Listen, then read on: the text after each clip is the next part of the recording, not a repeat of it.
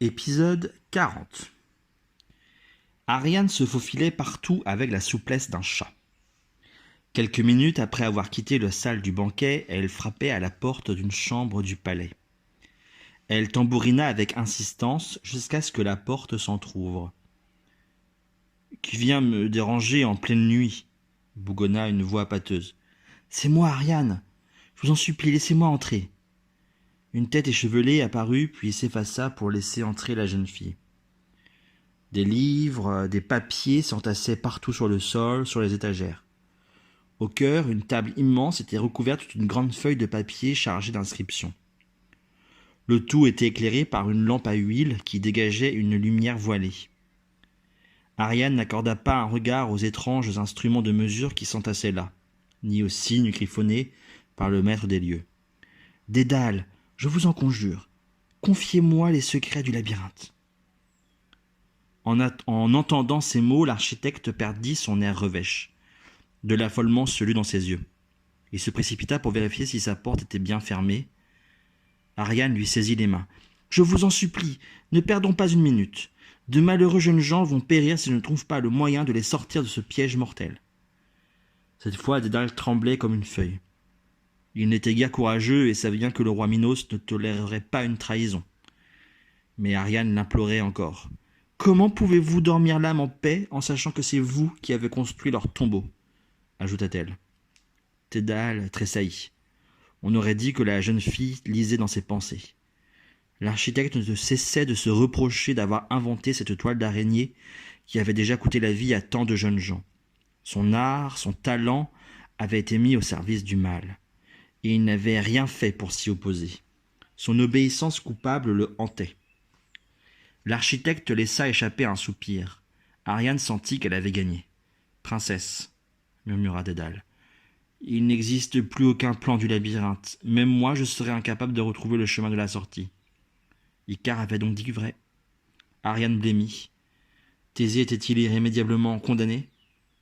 La jeune fille se dit alors qu'elle irait se perdre avec lui dans le labyrinthe, plutôt que de le perdre. Mais Dédale se leva. Il farfouilla dans un coffre et en sortit une pelote de fil. Il la tendit à Ariane en expliquant « Si tu tiens fermement ce fil, en restant à l'entrée du labyrinthe, l'homme qui tiendra l'autre bout pourra revenir sur ses pas sans se tromper.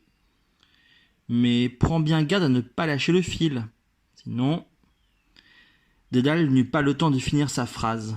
Ariane avait déjà bondi hors de la chambre en poussant un petit cri de joie. Dédale referma précipitamment la porte en espérant que personne n'avait vu la jeune fille. Cependant, tapie dans le noir, Phèdre, la petite sœur d'Ariane, guettait. Elle avait suivi sa sœur, curieuse de savoir à qui elle rendait visite en pleine nuit. Lorsque Ariane quitta la chambre de Dédale pour aller rejoindre Thésée au port, Phèdre se jeta en travers de son chemin. « Emmène-moi là où tu vas !» supplia-t-elle, tout excitée. Ariane détacha les bras de la fillette qui s'était agrippée à ses jambes et murmura doucement. « Je ne peux pas, ma lumière, je ne peux pas. » Phèdre regarda sa sœur s'enfuir du palais. Tout enfant qu'elle fût, elle étouffait de colère. Pendant le banquet, elle seule avait remarqué les regards de sa grande sœur en direction de Thésée. Elle seule avait deviné que la jeune fille était amoureuse et qu'elle se rendait à un rendez-vous secret avec le bel étranger. « Je déteste ce Thésée, je le déteste !» s'écria-t-elle en pleurant. Tout était silencieux dans le port. Seul le bruit de la mer venant lécher les cailloux se faisait entendre. Un clapotis léger et rassurant. L'eau caressait la coque des bateaux, doucement, comme une main amie. Thésée tentait d'apercevoir la silhouette de Nausithos, qui faisait le guet sur le pont. Les voiles noires de son navire avaient été repliées comme les ailes d'une chauve-souris endormie. L'épreuve du lendemain semblait bien loin et presque irréelle. Dans l'obscurité, Thésée vit une ombre s'approcher. C'était Ariane. Son visage était d'une extrême pâleur, sa longue tresse lui descendait jusqu'aux reins. Ariane était essoufflée d'avoir couru. Sa respiration saccadée donnait à ses propos une étrange intensité. « Si je vous aide à échapper au Minotaure, m'emmènerez-vous avec vous et m'épouserez-vous » demanda-t-elle sans détour. Thésée regarda en souriant la jeune fille. C'était presque une enfant. Il déposa un baiser sur ses lèvres en guise de réponse. Le Minotaure et ses dangers pouvaient attendre, mais Ariane ne l'entendait pas de cette oreille. Elle sortit la pelote de fil que Dédale lui avait donnée et dit d'un ton solennel. « Thésée, voici le fil qui vous sauvera la vie. Je garderai cette pelote à la main, vous prendrez l'autre bout. Ne lâchez jamais ce fil, et vous sortirez sain et sauf de cette épreuve. Notre destin est lié désormais. Promettez-le-moi. » Gagné par le sérieux de la princesse, Thésée murmura. « Je vous le jure. » Il était loin de se douter de ce qu'il attendait vraiment.